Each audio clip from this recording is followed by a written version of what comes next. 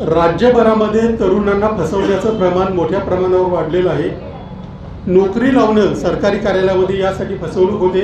गेल्या 3-4 वर्षामध्ये या फसवणुकीचं प्रमाण इतकं मोठं झालं आहे की मागच्या वर्षी एका वर्षात 22 गुन्हे दाखल झाले, तर यावर्षी प्रकरणं उघडकीस आली, तर यावर्षी जुलैपर्यंतच 25-26 प्रकरणं उघडकीस आलेली आहे. याचं कारण शासनाचं या प्रकरणाकडे असलेलं अक्षम्य दुर्लक्ष. तरुणांच्या प्रश्नाकडे राज्य शासनाचं लक्ष नाही. अशा प्रकारे फसवणूक होते. वेगवेगळ्या टोळ्या वेगवेगळ्या जिल्ह्यामध्ये अस्तित्वात आहेत. त्यांना राजकीय पाठबळसुद्धा असण्याची शक्यता आहे. त्यामुळेच या गुन्हेगारांकडे दुर्लक्ष केलं जातं आहे आणि त्यांच्यावर कारवाई केली जात नाही. त्यामुळे आता आम्ही मुख्यमंत्र्यांकडे मागणी केलेली आहे की या संदर्भात, कारण हे सगळे विखुरलेले विद्यार्थी एकत्रित कारवाई करू शकत नाहीत, त्यामुळे एक SIT स्थापन करून या सगळ्या टोळ्यांचे जे प्रमुख आहेत त्यांचे शासनाची किंवा त्या शासकीय कार्यालयाशी किंवा शासकीय कर्मचाऱ्यांशी काय लागेबांधे आहेत, त्यांचे काही राजकीय लागेबांधे आहेत का, त्यांची चौकशी करावी. या सगळ्या मुलांचे पैसे परत मिळवून द्यायला मदत करावी आणि या सगळ्या गुन्हेगारी टोळ्यांना जेरबंद करावं, यासाठी आम्ही शासनाकडे आता एक पत्र पाठवलेलं आहे.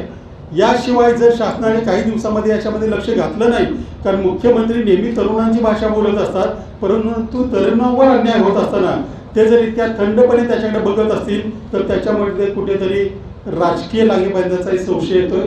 जर अशी कारवाई झाली नाही तर आम्ही राज्यभर या संदर्भामध्ये तीव्र आंदोलन उभं करू. आतापर्यंत किती प्रकरणं उघडकीस आलेली आहे, किती मुलांची फसवणूक झाली सविस्तर? साधारणपणे आत्तापर्यंत म्हणजे गेल्या 2020 पासून आत्तापर्यंत अशी 93 प्रकरणं उघडकीस आलेली आहेत. त्याच्यामध्ये आमच्या अंदाजानुसार, कारण पुण्यामध्ये जो एक FIR झाला आहे त्याच्यामध्ये 350 मुलांची कमीत कमी नावं आमच्याकडेच आहे, परंतु ही मुलं पुढे यायला घाबरत आहे. एकूण 5000पेक्षा जास्त तरुणांची अशी फसवणूक झाली आणि गेल्या 2-3 वर्षात हे प्रमाण प्रचंड वाढलेलं आहे. त्यामुळे आता याकडे तातडीने बघायची गरज आहे.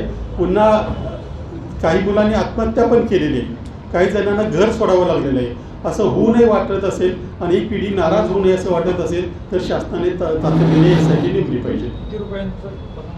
हे बघ, प्रत्येक साधारण 5000 मुलं धरली, प्रत्येक 50 लाख जरी ॲव्हरेज धरली, कारण ही फसवणूक 5-10 लाखापासून 45-50 लाख, काही मोठ्या प्रकरणामध्ये 1-1 कोटी 1.25 कोटीपर्यंत आहे. त्याच्यामुळे कधी काही 1,500-2 हजार कोटीचा घोटाळा असण्याची शक्यता आहे. त्यामुळेच राजकीय लागेबांधे असल्याचा आम्हाला संशय येतो.